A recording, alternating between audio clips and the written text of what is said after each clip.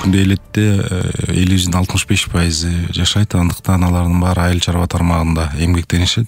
Бул мал чарбачылык дейбизби, же болбосо өсүмдүк өстүрүү дейбизби, же болбосо багбанчылык дейбизби, мына акыркы мезгилде жакшы тренд болуп келатат. Балык, ошол форелди көбөйтүү дейбизби, айтор баары эле ошол айыл чарбасы жерге жакын болуп атат да. Анан бизге ошол өндүрүп аткан продукциянын көлөмү, бүгүнкү күндө аны сатуунун жолдору, же болбосо жакшы сатуу ыкмалары кандай болот деген маселелер биз үчүн аябай орчундуу. Себеби ошол дыйкандын бүгүнкү кылып аткан жумушу кандай натыйжа алып келет, ошондон анын ошол үй бүлөлүк бюджети ошондон түзүлөт, ошонун аркасынан ал мындайча айтканда оокат көрөт.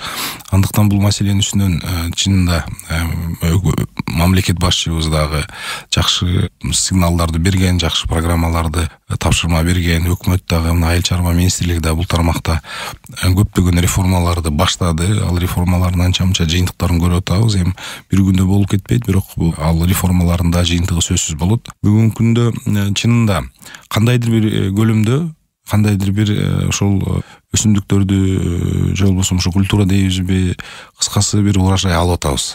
Аны сатканы келгенде чындыгында көйгөй жаралып атат да. Эми өзүңүздөр билесиздер, өндүрүлгөн ушул продукцияларды эки гана мындай основной жолу бар. Эгерде экспорт сырьё катары айтсак, бул жердеги кайра иштетүү эмес. Эгерде экспорт тармагында сүйлөсөк, бул биринчиси ошол чоң сеттерге, Россиядагы ошо пятерочка дейбизби, Magnum Cash and Carry дейбизби, кайсы гана болбосун, ошондой чоң розничный сеттеги. Болбосо экинчиси бул ошол кадимки деле базарга алып барып сатмай. Экөөндө тең ошондой көйгөй бар. Биринчисинде ошол розничный сет менен иштегенде ал жерде алар сөзсүз түрдө аябай контракттар аябай татаал, анын шарттарын аткарыш кыйын. Себеби ошончо көлөм, ошончо түрдө, ошондой фракцияда, ошондой өңдөгү, же болбосо ошондой сорттогу, түстөгү продукцияны жеткирип беришибиз кыйын. Андыктан биздин бүгүнкү күндө көп өндүрүлүп аткан продукциялар бул ошол эле Россия, Казакстандын базарларына барып түшүп атат да. Ал эми базарга барып түшкөндө оңой болуп калса гана, андай эмес да. Ал жерде сизге маалымбы, маал эмеспи билбейм, бирок Россия өлкөсүндө, мисалы үчүн Россия Федерациясында бүгүнкү күндө ошол базарлардын бар жогун тажиктин жарандары ээлеп алган. Чынында бүгүн бир фура алып барып кандайдыр бир алып барып сатайын десең, алма болобу, же картошка болобу, же ошол эле сабиз болобу, сөзсүз түрдө ошондой далдалчылардын колуна түшөт. Анан сөзсүз түрдө алардын бир фурага болгон акчасы 40 миң, 60 миң рубльге чейин. Анан ортодо ар бир килограммына 1 сомдон 2 сом, 3, 4 рубльга чейин отурган кездер бар. Ошондой кыйынчылыктар менен бүгүнкү күндө ушул сатууда келгенде кыйынчылыктар бар да. Анан эми аны бүгүнкү күндө дыйкандар эми эптеп сатып атышат. Алып барып жакшы пайда тапкан учурлар бар. Эми бул деген базарда ыңгайлашып атышат. Базарда кээ бирки учурда сенин ошол алып барган товарың, же айыл чарба продукцияң тагыраак.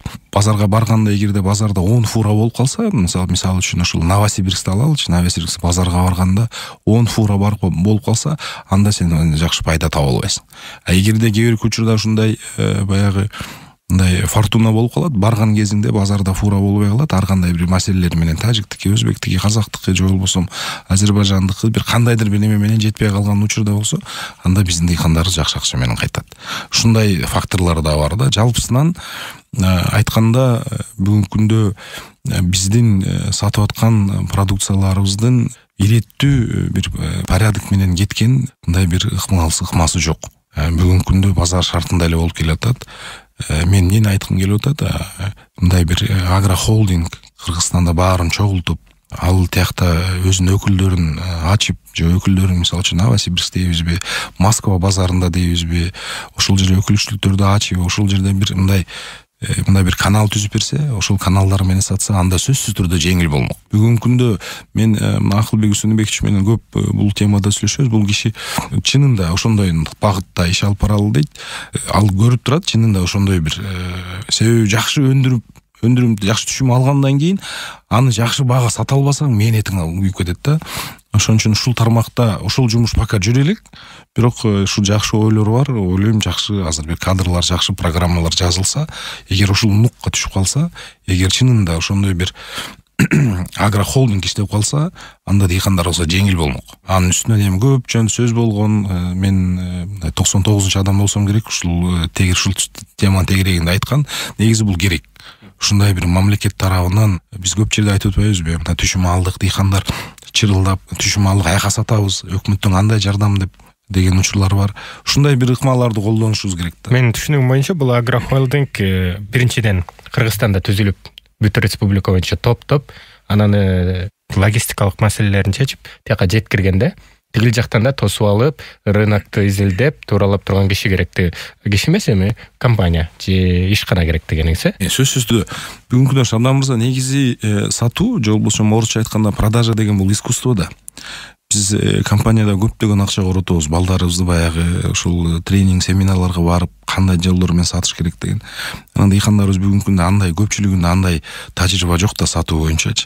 Ал эми ошол агрохолдинг иштеп калса, ал жерде системно баары сиз азыркы айткандай, ал жерде өкүлчүлүктөр бар. Өкүлчүлүктөр алдын ала бир прогноз менен, мындайча айтканда, например, ошол сабизден 5000 тонна барат. Ушул айдан ушул айга чейин мындай бир келишимдерди жүргүзгүлө предварительно деп, анан ошого жараша ал жерде каналдар иштеп баштайт. Иштеп баштап бул жерден чогултуп, ошол айткан тиги арызына жараша, заявкасына жараша сортун, түсүн, көлөмүн, таза эмесин баарын жөнөтүп турса, анда ошондой бир системно жумуш кетмек да. Биз бүгүнкү күндө чарчадык да, кайра окшу эле кайра-кайрам деп баштап алабыз, кайра аягына чыга албай атабыз. Кептин баары ошондой болуп атат да, жакшы ойлор болуп атат. Кандайдыр бир саясий абал өзгөрүп калат, же болбосо кадрлар алмашып кетет дагы, тиги долбоор ишке ашпай калып атат да. Ошон үчүн ушуга окшогон концепцияларды колдоп, жазып, эгерде алып кетсек, кадр алмашкан кезде деле, мисалы үчүн министр дейбизби, же ошол агрохолдингдин директорубуз дейбизби, бирок ошол система, ошол порядокто кете бериш керек да. Анан эми бул жерде буну ишти алып барганда да аябай кылдат мамиле керек, себеби бүгүнкү күндө көпчүлүк учурда ушундай мамлекеттик ишканаларда же болбосо мындай коррупция менен байланышып калып атпайбы? Бул жерде дагы баягы объем менен, соода саттык менен болгон үчүн мындай коррупцияга дагы мындай немелер болуп калышы мүмкүн да. Жакын ошондуктан бул тема балким мындай бир определенный кругтарда балким мындай өтө деле мындай не актуальный деп айтсам да, же болбосо непривлекательный болушу мүмкүн да.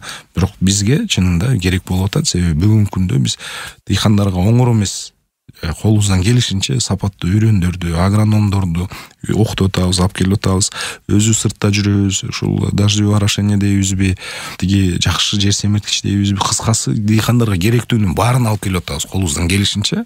Бирок анан ушул түшүмдү өндүрүп алгандан кийин маселе болуп калып атат да, каяка сатабыз, кандай сатабыз. Анан көпчүлүк учурлар дыйкандар баягы эми биз 30 жылдан бери өкмөткө ишенбей калбадыбы, чынын айтыш керек. Өзүн баягы уржунун мойнуна илип алган боюнча барып тиги ошол Алматы болобу, Астана болобу, Новосибирск болобу, Москва болобу, колунан келишинче алып барып сатып окатын кылып келип атышат да.